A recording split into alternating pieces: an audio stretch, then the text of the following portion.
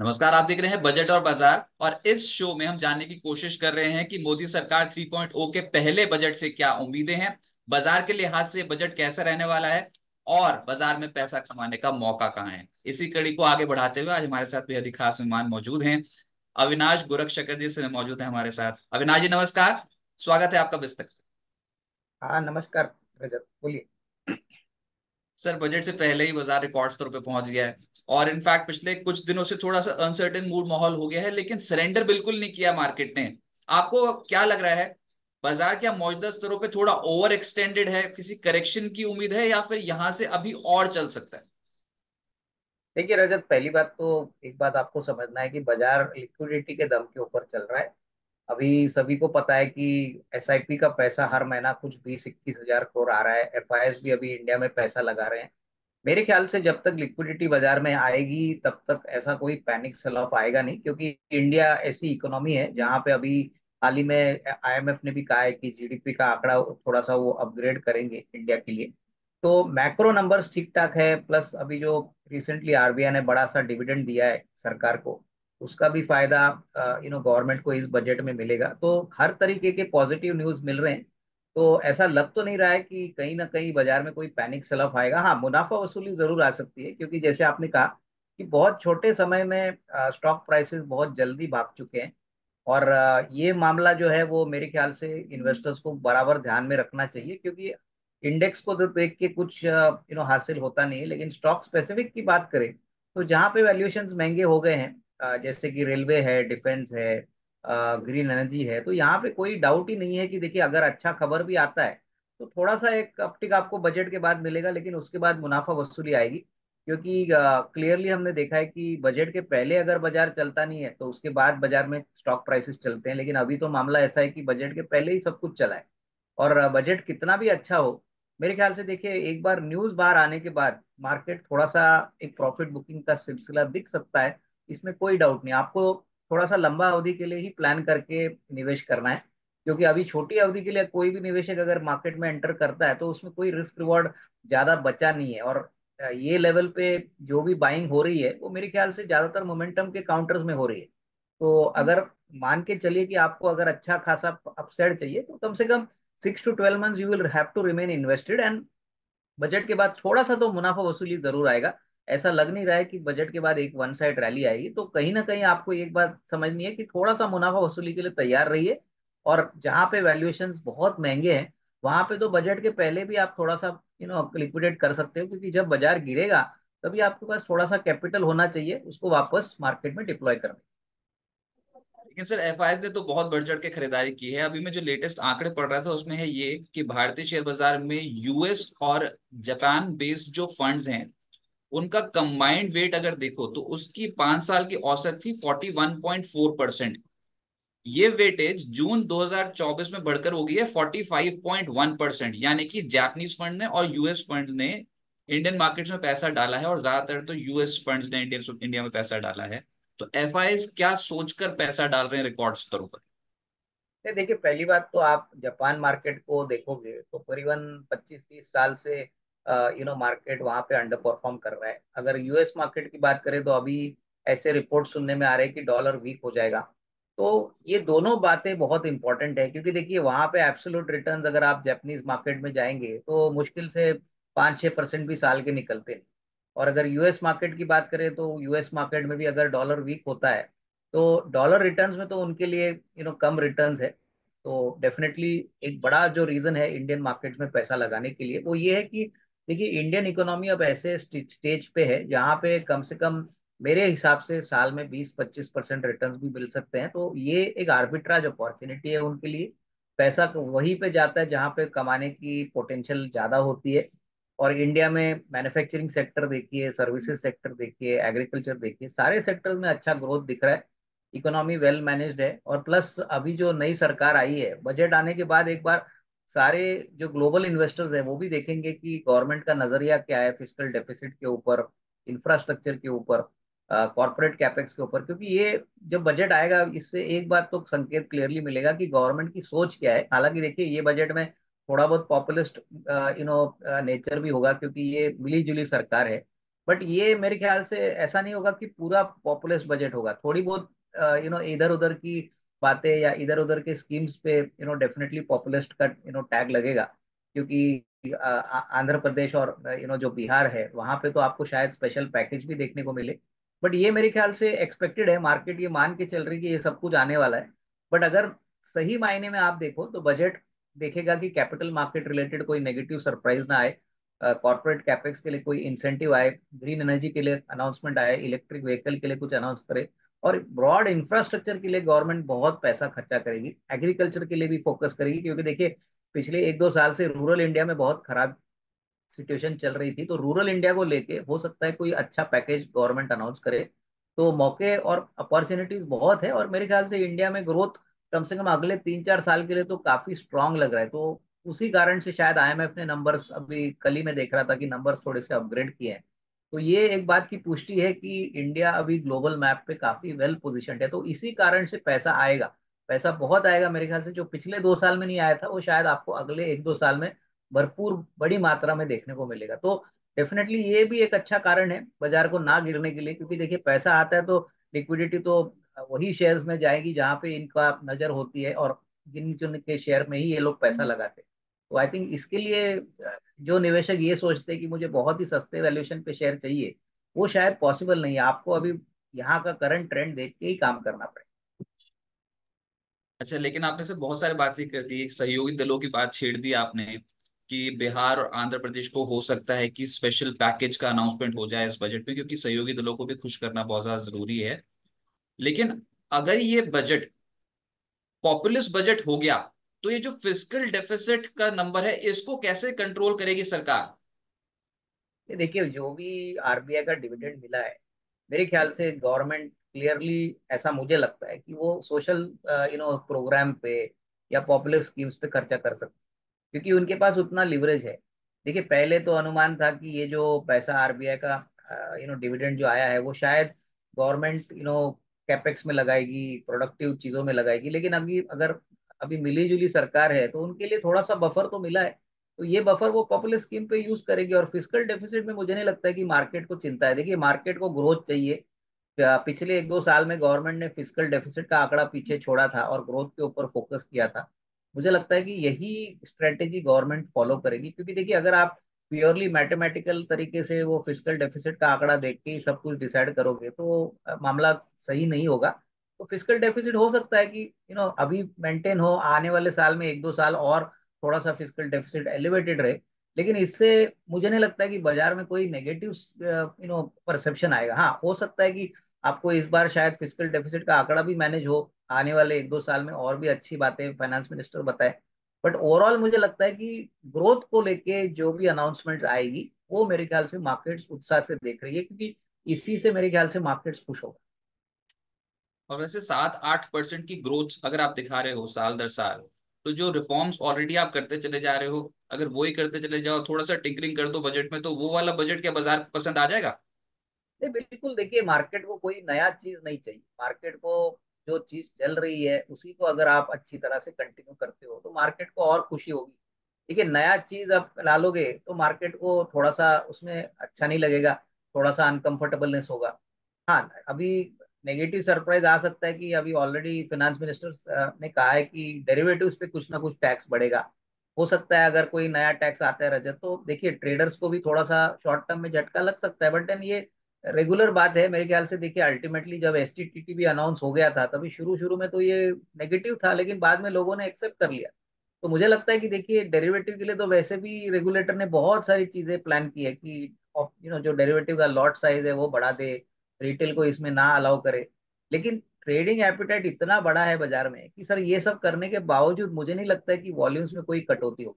तो I think ये छोटी मोटी बातें हैं, बड़ी बड़ा पिक्चर तो ग्रोथ और मेरे ख्याल से जो सेक्टर्स मैंने कहे हैं जैसे इंफ्रा है, कैपिटल गुड्स है, डिफेंस है, कंस्ट्रक्शन एक्टिविटीज है, यहाँ पे अगर गवर्नमेंट कुछ अच्छे प्रोग्राम्स अनाउंस करती है तो मेरे ख्याल से मार्केट्स को खुशी होगी। क्योंकि देखिए अल्टीमेटली ग्रोथ आएगा तो ही मार्केट चलेंगे। आई मीन मेरे ख्याल से ये छोटी मोटी negative surprises like capital tax अगर आपका डेरिवेटिव पे बढ़ता है तो 1-2 दिन के लिए बाजार ठंडा रहेगा। मेरे ख्याल से जो ट्रेडर्स ये काम करते हैं। बट अदरवाइज मार्केट में ये सब चीजें बजट कैपिटल मार्केट के लिए कभी भी बनाया नहीं जाता, एक बात ध्यान में रखिए। Budget is always meant for the country. तो ये हमको मान के चलना है कि अगर पैसा निकालना है गवर्नमेंट को, तो पहले बजट में वो निकालेगी तो उसको कुछ फर्क ही नहीं पड़ता, क्योंकि उनके पास 4 साल और बाकी है। तो ये पहला बजट में अगर वो अनाउंस भी करते हैं, तो मेरे ख्याल से वो जानते हैं कि ग्रेजुअली ये एक्सेप्टेड होगा। तो आई थिंक मोटा मोटी वही अगर पॉलिसीज गवर्नमेंट फॉलो करती है, उसमें और थोड़ा दम के साथ प्रोग्राम अनाउंस करती है, तो मार्केट को अच्छा लगेगा। क्योंकि नई चीज अगर आती है और नया अगर सोच अगर आता है, बिल्कुल नया सोच, तो फिर डेफिनेटली मार्केट को दिक्कत होगी। और मुझे नहीं लगता कि मोदी जी पूरी तरह से पॉपुलिस्ट बजट बनाएंगे, क्योंकि वो जानते हैं कि पॉपुलिस्ट बजट का इम्पैक्ट शॉर्ट टर्म में रहेगा, लॉन्गर टर्म में तो ये किसी को पसंद नहीं आएगा।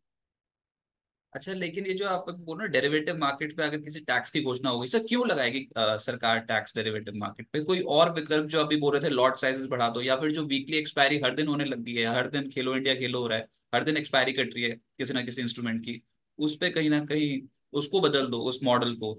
तो ये स्टेप्स भी तो उठाए जा सकते हैं। टैक्स लगा दिया तो पहले ही हम इतने ज्यादा टैक्स पे कर रहे हैं एज अ रिटेल इन्वेस्टर्स या फिर एज अ ट्रेडर, तो ये तो फिर दोहरी मार पड़ जाएगी। स्टॉक मार्केट को क्यों डिसअपॉइंट करने की कोशिश करेगी सरकार, जबकि सरकारी कंपनियों की वैल्यूएशंस लगातार बढ़ती चली जा रही देखिए, जब एसटीटीटी अनाउंस किया था, मुझे याद है, तभी लोगों ने बोला इसकी क्या जरूरत है। और अभी आज एसटीटीटी गवर्नमेंट को बहुत अच्छा रेवेन्यू देता है, और जब भी कोई कोई गवर्नमेंट को रेवेन्यू मिलता है, तभी वो टैक्स को कभी निकालने के बारे में सोच भी नहीं सकते। तो मेरे ख्याल से देखिए, अल्टीमेटली गवर्नमेंट है, उनका नजरिया में अगर वो सोचते हैं कि लोग पैसा बना रहे हैं और भरपूर पैसा बना रहे हैं, बाजार भी चल गया है, ट्रेडिंग वॉल्यूम भी बढ़ गए हैं, तो ये गवर्नमेंट की सोच है। और मेरे ख्याल से देखिए, ऑलरेडी रेगुलेटर ने जिस तरीके की बातें की है कि वो रिटेल को डेरिवेटिव्स में ज्यादा इन्वॉल्व नहीं करना चाहते, लेकिन फिर भी रिटेल आ रहा है।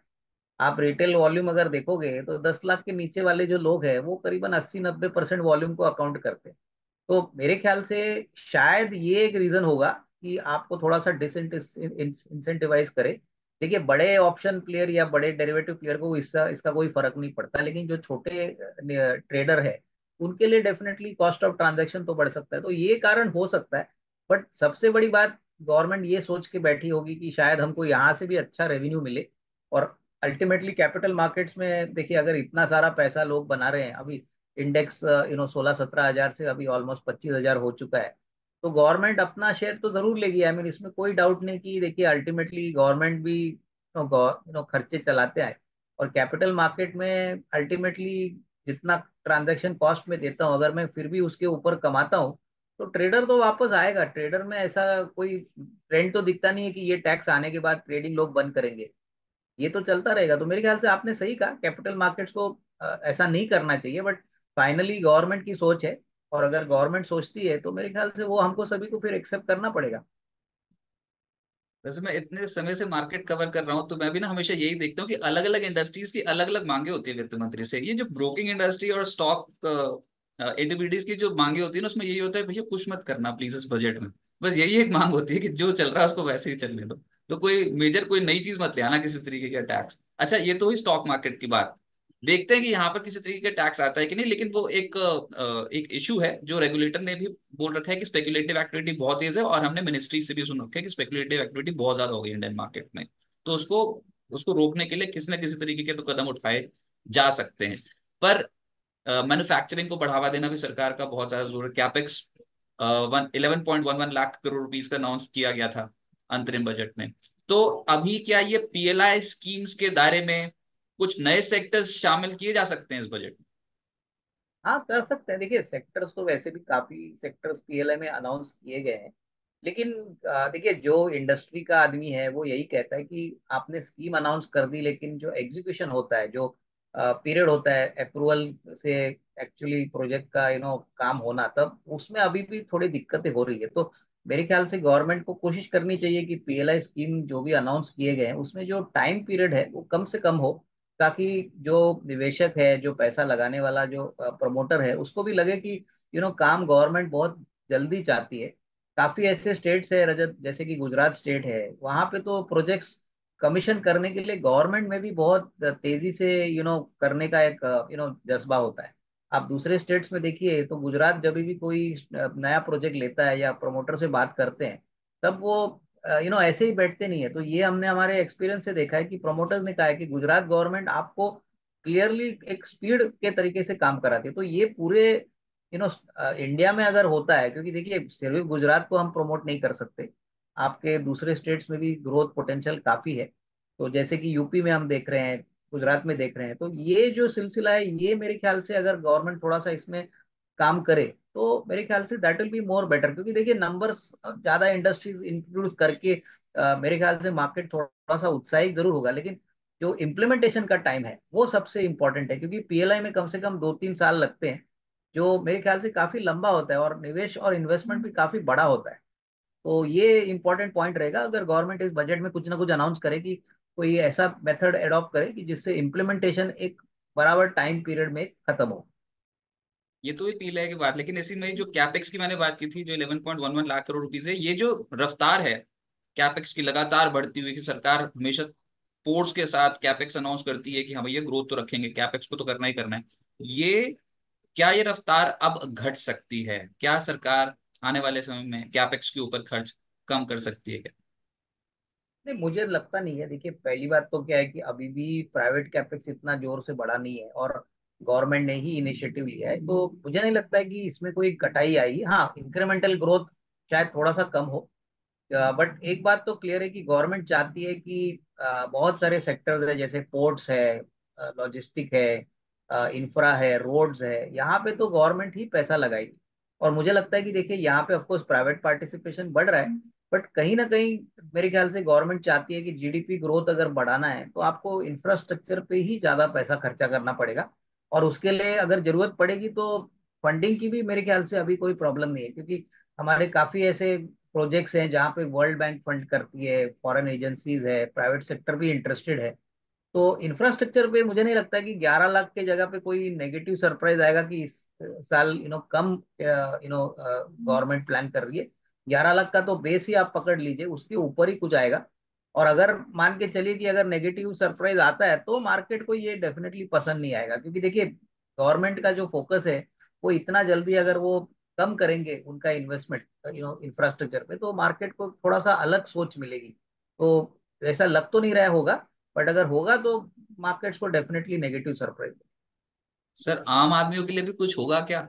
देखो, कंजम्पशन को तो बढ़ाना है, ये तो बात समझ में आ रही है, लेकिन कंजम्पशन बढ़ाने का एक तरीका तो ये है ना कि आम जनता के हाथ में थोड़ा पैसा दे दो खर्च करने के लिए, और उसके लिए फिर कोई टैक्स कट कर दो, टैक्स में कटौती कर दो, इनकम टैक्स डिडक्शन या एग्जम्पशन लिमिट्स बढ़ा दो किसी तरीके से।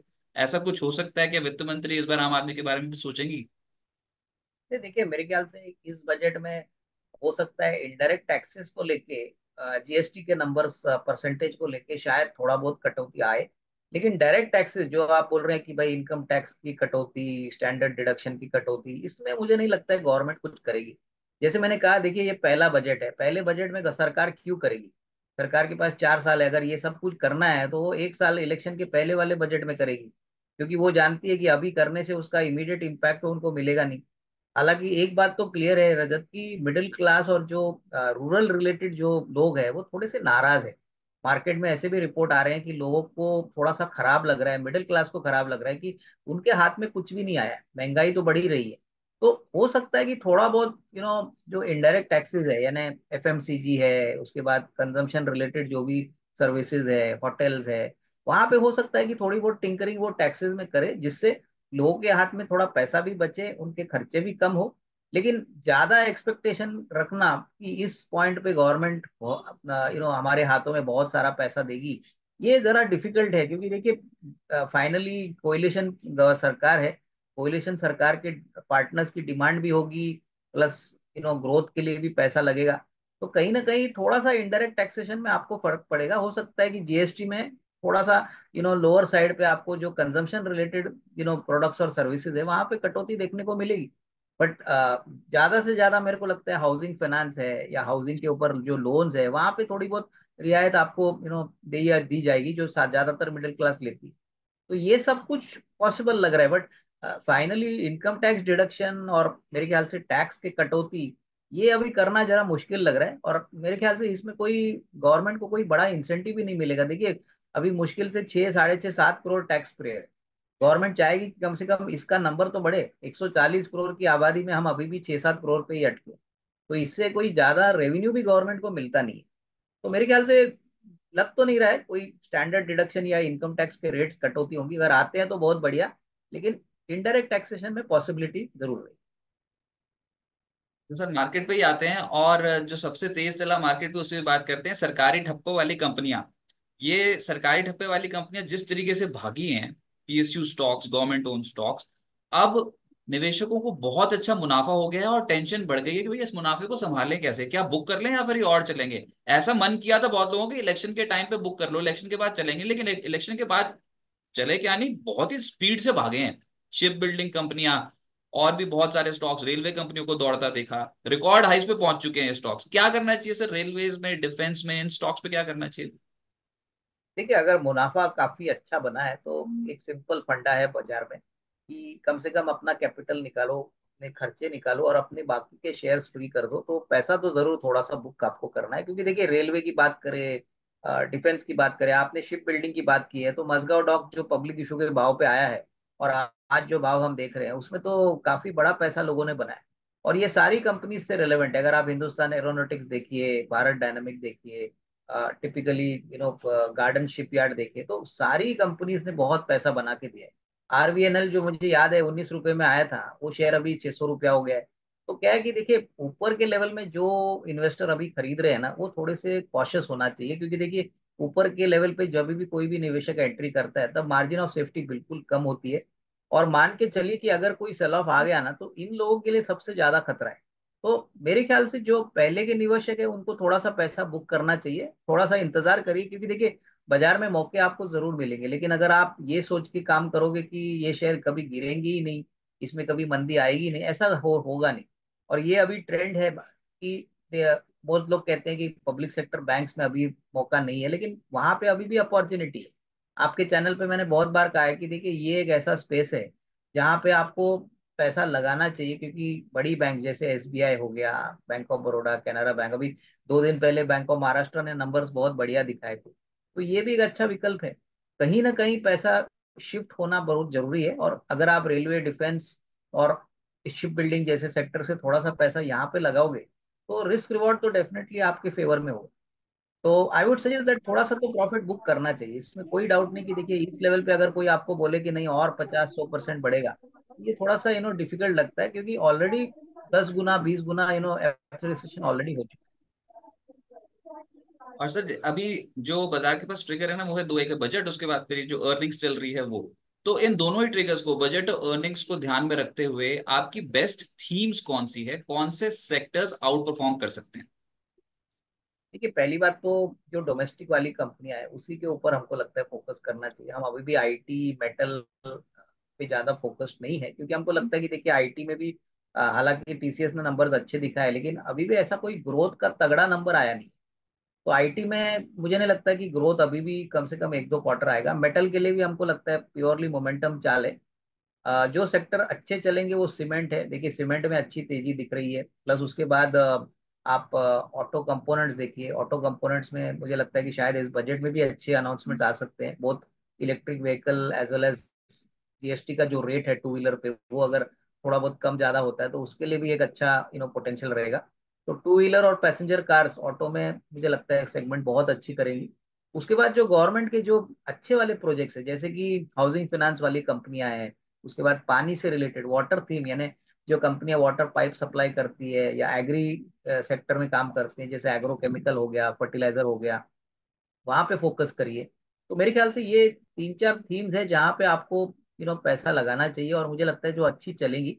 ओवरऑल मुझे नहीं लगता है कि जो एक्सपोर्ट ओरिएंटेड कंपनियां हैं वहां पे आपको फोकस करना चाहिए, क्योंकि एक्सपोर्ट में अभी भी दिक्कतें हैं। अगर आप यूएस यूरोप की बात करें तो वहां पे स्लो डाउन क्लियरली विजिबल दिख रहा है। तो मुझे लगता है कि जो कंपनियां ज्यादा लीवरेज भी नहीं है, जो कंपनी के पास कर्जा नहीं है, वहां पे ज्यादा फोकस करिए, तो I think that will be a better choice. और मोस्ट इंपॉर्टेंटली देखिए, जो एकदम पेनी स्टॉक्स है या बहुत इलिक्विड काउंटर है, वहां पे पैसा मत लगाइए, क्योंकि देखिए पेनी स्टॉक्स में कभी भी ट्रेंड बदल सकता है। मैं वोडाफोन के नंबर देख रहा था कल, उन्होंने 9 लाख कस्टमर्स पिछले महीने में गंवाए और शेयर भाग रहा है। तो सर, विदाउट कस्टमर एडिशन आप कैसा धंधा चलाओ? तो मैं वही बोल रहा हूँ कि वोडाफोन जो अभी चल रहा है वो प्योरली मोमेंटम पे चल रहा है, नौ नहीं लाख पर यहाँ वोडाफोन को तो वो हो सकता है ना 35,000 38,000 करोड़ रुपए का गिफ्ट ही मिल जाए सीधा। वो तो बोल रहे हैं कि हमारा जो एजीआर बकाया है, सुप्रीम कोर्ट में वो अर्जी तो लगा रखी है, सुप्रीम कोर्ट मार भी गया, सुनने के लिए मान भी गया है कि भैया वो फॉर्मूला हो सकता है गलत हो, सरकार ने जो कैलकुलेशन कर रखी है, तो क्या पता उनके हाथ में दोबारा बट नए फॉर्मूले के हिसाब से कम देना पड़े उनको बकाया। इंडिया में आप जानते हो कि पैसा निकालने के लिए बहुत समय लगता है। इट इज नॉट इजी, पैसा गवर्नमेंट से निकालना तो बहुत बड़ी बड़ी चैलेंज होती है। तो मैं आपको वही बोल रहा हूँ कि एक बात आप समझ लीजिए कि पैसा अगर आता भी है तो पूरा पैसा तो गवर्नमेंट देगी नहीं, गवर्नमेंट अपना कैलकुलेशन वापस करेगी। और सबसे बड़ी बात, अभी जब वोडाफोन की बात हुई है तो देखिए टेलीकॉम सेक्टर में ग्रोथ बहुत आएगा, लेकिन अगर आपकी बैलेंस शीट ही वीक है, अगर आपका 50,000 रुपये का कर्जा है, तो सर ये आप नैरेटिव पे हुई खेल रहे हो। जब तक पैसा आता नहीं है तब तक हम यही सोच के बैठ रहे हैं कि पैसा आएगा आएगा। सर 9 लाख कस्टमर अगर आप गवाते हो तो वो सबसे बड़ा नेगेटिव सरप्राइज है। जियो कस्टमर ऐड कर रहा है, भारती कस्टमर ऐड कर रहा है, और आप 9 लाख कस्टमर गवा रहे हो। तो मेरा वही मानना है कि at every price there is got to be some analysis, some backing. जो कंपनी हर क्वार्टर में 3-3 हजार करोड़ का लॉस करती है वहां पे आपको थोड़ा सा कॉशियस रहना चाहिए। ये तो सिर्फ एक एग्जाम्पल था, बट ऐसे बहुत सारी कंपनियां हैं जिनके फंडामेंटल्स बिल्कुल ठीक ठाक नहीं है। तो मैं वही कह रहा था कि अभी समय है जब आपको बहुत सिलेक्टिव रहना है। बहुत मौके आपको मिलेंगे बजट के बाद, अगर थोड़ा करेक्शन आता है तो वो करेक्शन में आपको अच्छी कंपनीज का निवेश करना चाहिए। और मौके तो आपको मिलेंगे, ऐसा नहीं कि बाजार वन साइड भागेगा। बट अभी क्या हो रहा है कि इतनी लिक्विडिटी आ रही है कि लोगों को लगता है कि कल बाजार में मैं पैसा ना डालूं तो मुझे अपॉर्चुनिटी नहीं मिलेगी। तो वैसा अप्रोच मत रखिए, मौके आपको जरूर मिलेंगे, लेकिन आपको थोड़ा सा टाइम और पेशेंस और सब्र रखना है। क्योंकि बाजार में अनफॉर्चुनेटली आज रिटेल निवेशक के पास पेशेंस नाम की चीज ही नहीं है। उनको लगता है कि 2 दिन 3 दिन 4 दिन में पैसा बनता है। तो ये आई थिंक ट्रेंड बदलना है। और मेरे ख्याल से बजट के बाद अगर 15-10-15% का करेक्शन आता है तो आपको घबराना नहीं है, इसका उपयोग करके you have to stay invested in the market. और वैसे हमारे पास जो लाइव शोज में सवाल आते हैं उसमें यही है कि बजट से पहले कुछ स्टॉक्स आइडेंटिफाई कर रखे हैं, वो पीछे के एक्सपीरियंस से कि भैया ये वाली थीम चलती है बजट में तो इसी के ऊपर लगा दो, और 4-5 दिन से ज्यादा कोई सोचना भी नहीं चाहता। अब तो क्या मुश्किल से 3 ट्रेडिंग सेशन ही बचे हैं, तो बजट से पहले वो बजट प्ले जो होता है ना, बजट रैली उसके चलते खरीद लेते हैं, उसके बाद अगर वो ना चले तो वो पोर्टफोलियो में रह जाते हैं वो स्टॉक। ये वाली गलती भी करते हैं रिटेल ट्रेडर्स। पर सर आपकी टॉप 5 बेस्ट पिक्स कौन सी होंगी, चाहे वो बजट के ट्रिगर के आधार पर हो, या फिर वैल्यूएशन कंफर्ट के आधार पर हो, या फिर अर्निंग्स विजिबिलिटी के आधार पर, आपके 5 बेहतरीन स्टॉक्स बिस्तर के व्यूअर्स की। ये देखिए लार्ज कैप में तो हमको Larsen and Toubro, Tata Motors पसंद है। और अगर आप मिड कैप की बात करें तो मुझे लगता है कि देखिए मुझे अभी भी लगता है कि रियल एस्टेट में अनंतराज काफी अट्रैक्टिव लग रहा है। उसके बाद मेरे ख्याल से पानी में इलेक्ट्रो स्टील कास्टिंग नाम की कंपनी है, बहुत ही बेहतरीन कंपनी है, क्योंकि ऑलरेडी 7-7.5 हजार करोड़ की ऑर्डर बुक है, पिछले साल 750 करोड़ का प्रॉफिट भी किया था। और सीमेंट में मुझे लगता है कि जो छोटी कंपनी है जैसे हेडलबर्ग सीमेंट है, फिर साउथ में रैमको सीमेंट है, उसके बाद बड़े में अगर आपको खरीदना है तो अंबुजा सीमेंट्स है। तो ये सारी कंपनीज में हमको लगता है कि अभी भी थोड़े अच्छे मौके बन सकते हैं। प्लस पब्लिक सेक्टर बैंक्स, मुझे लगता है बैंक ऑफ महाराष्ट्र की बात करिए, bank of Baroda, Canara bank, ये सारी कंपनीज में अच्छा रिस्क रिवॉर्ड अभी भी बेटर है। हो सकता है बजट में अगर कुछ आता है रजत तो यहाँ पे थोड़ी सी शॉर्ट टर्म अपटिक आपको मिले, लेकिन अगले साल का आउटलुक मुझे लगता है ये सारी कंपनीज में अच्छी खासी आपको रिस्क रिवॉर्ड मिल सकती सर आखिरी सवाल होगा मेरा कि आपने तो इतना एक्सपीरियंस है आपको, इतने सारे बजट्स आप ऑलरेडी देख चुके हो, बजट क्या, इलेक्शंस, बहुत कुछ देखा आपने मार्केट में उतार चढ़ाव। पर जो न्यू इन्वेस्टर्स आए हैं मार्केट में उन्होंने तेजी वाली मार्केट देखी है, एक झटका लग गया था वैसे इलेक्शन में उनको, एक झटके में बहुत हालत टाइट हो गई थी। तो अभी उनको क्या सलाह होगी जो नए इन्वेस्टर्स आए हैं मार्केट है।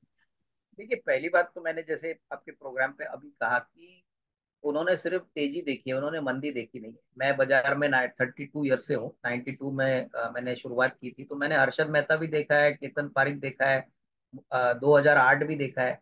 तो मैं वही आपको कहूंगा कि बाजार में वन साइडेड चीज कभी चलती नहीं है। तो आपको थोड़ा सा झटका भी खाने की आदत होनी चाहिए। और सबसे बड़ी बात, पैसा इक्विटी में अगर आपको बड़ा बनाना है तो थोड़ा टाइम और पेशेंस रखिए। क्योंकि देखिए शेयर बाजार में लोगों का मानना है कि बहुत आसान है, मैं 2 दिन में 50% 100% कमा सकता हूँ। और ये जो ट्रेंड है यंगस्टर्स में, नए इन्वेस्टर्स में, ये मेरे ख्याल से थोड़ा सा चिंता की बात है। क्योंकि देखिए क्या होता है कि हर टाइम बाजार वैसे चलता नहीं है जैसे हमारा मानना होता है। तो आपको अगर बड़ा पैसा बनाना है तो थोड़ा सा टाइम फ्रेम लंबा रखिए, 2-3 साल का टाइम फ्रेम कोई बड़ा टाइम फ्रेम नहीं है। आप अगर अच्छी तरह से सूझबूझ से पैसा लगाओगे तो अच्छा बड़ा पैसा इक्विटी आपको ऑफर करेगा। लेकिन आपको थोड़ा सा होमवर्क करना है, थोड़ा सा पढ़ना है, क्योंकि विदाउट होमवर्क अगर आप किसी के बहकावे में आके शेयर बाजार में पैसा लगाओगे तो डेफिनेटली उसमें कुछ मतलब नहीं होता है। बजट का भी जैसे आपने जिक्र कहा कि बजट के पहले लोग पैसा लगाते हैं, बजट आता है जाता है, बजट भूल भी जाएगा। बट आपका अगर लॉन्ग टर्म वेल्थ क्रिएशन करने का प्लान है तो 2-3 साल का टाइम फ्रेम रखिए, और अच्छी तरह से टाइम फ्रेम, अगर आप अच्छी कंपनीज में पैसा लगाओगे तो ये एक बहुत बड़ा वेल्थ क्रिएशन का एक जरिया हो सकता है। और ज्यादातर मैं यही कहूंगा कि एफएनओ में वही काम करे जिनके पास बहुत पैसे हैं, जिनके पास लिमिटेड फंड्स है, वो एफएनओ की लालच में बिल्कुल ना पड़े, क्योंकि ये ऐसा कुआ है जहां पे आपको हर दिन लालच होता है कि आज बनेगा कल बनेगा, और आपका पूरा कैपिटल साफ होता है। राइट अविनाश जी, बहुत शुक्रिया आपका हमारे साथ जुड़ने के लिए और बजट से पहले अपने व्यूज शेयर करने के लिए। बहुत बहुत शुक्रिया सर, थैंक यू। बिस्तक आपके लिए लाया है प्रीमियम मेंबरशिप प्रोग्राम, जहां आपको मिलेंगे कई सारे फायदे, जिनमें मार्केट न्यूज़लेटर, लाइव चैट पर आपके सवालों के सबसे पहले जवाब, मार्केट आउटलुक, वीकेंड पर मार्केट स्कैन, एंकर्स के साथ चैट और भी बहुत कुछ। इस प्रीमियम सब्सक्रिप्शन में 3 तरह के प्लान्स हैं, सिल्वर, गोल्ड और प्लैटिनम, जिनकी शुरुआत मात्र 159 रुपए महीने से होती है। इससे जुड़ना भी बेहद आसान है। बिस्तक के YouTube चैनल पर जाएं, ज्वाइन बटन पर क्लिक करें और अपना प्लान सिलेक्ट करें। बस बन गए आप हमारे प्रीमियम मेंबर।